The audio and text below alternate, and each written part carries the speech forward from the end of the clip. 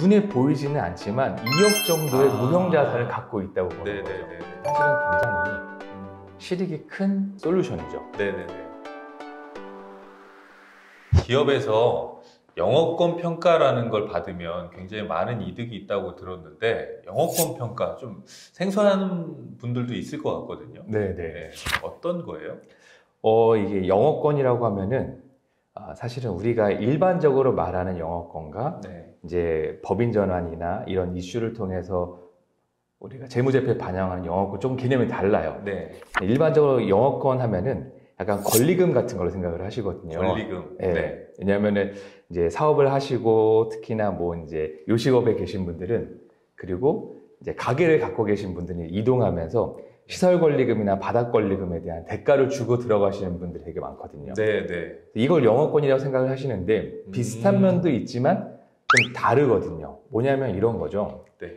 어떤 A라는 기업이 있는데 네. 이 기업에서 매년 1억씩의 영업이익이 발생을 해요. 그러면은 만약에 이 기업에 생각하는 적용하는 수익률이 10%라고 생각을 하면은 네. 영업이익이 1억씩 발생하는 기업은 네. 10억짜리의 기업 가치를 가진 회사인 거죠. 네네네. 근데 이 기업이 갖고 있는 자산을 다 더해보니까 네. 이를테면 8억인 거예요. 네네. 그러면은 이 회사는 눈에 보이지는 않지만 2억 정도의 무형자산을 갖고 있다고 보는 거죠. 네네네. 바로 그 차액이 영업권입니다. 아, 그래요? 네. 이런 거를 평가한다는 게 네. 사실은 좀 기준점도 분명히 필요할 것 같고 뭐 아무리 이제 라이센스가 있으신 평가사님이라고 해도 그냥 이렇게 뭐 임의적으로 할 수는 없는 거잖아요. 네. 일단은 영업권과 같은 평가는 네.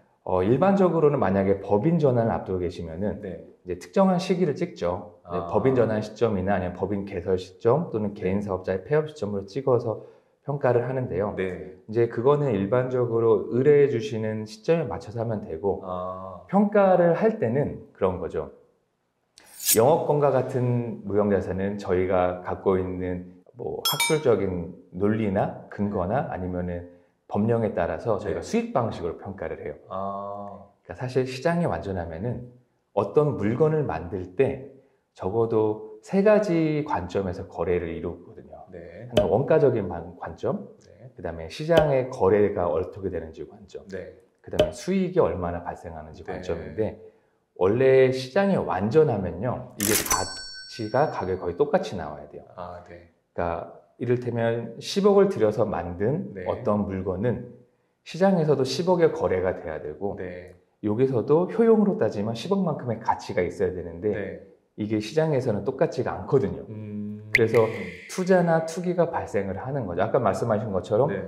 8억짜리 물건인데 나는 여기서 10억의 가치를 보면 사잖아요. 네네. 네. 그래서 이 차이가 발생을 하는데 기업도 마찬가지거든요. 기업을 평가할 때는 수익 방식으로 평가를 해요. 네네.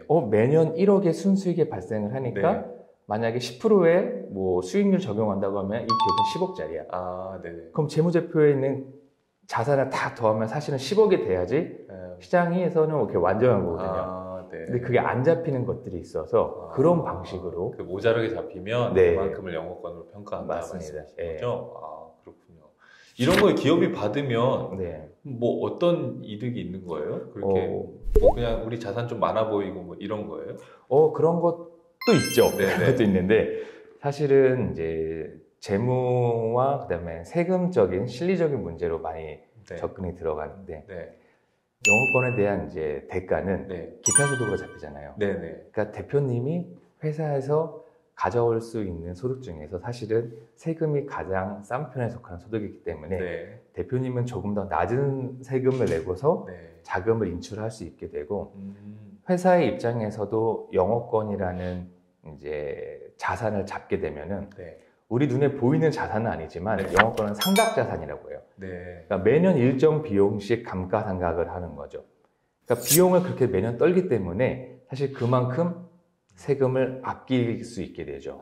그래서 전체를 다 생각할 수 있기 때문에 만약에 10억의 영업권을 잡았다라고 하면은 간단하게 얘기해서 뭐 법인세 뭐 22%라고 쳐볼게요.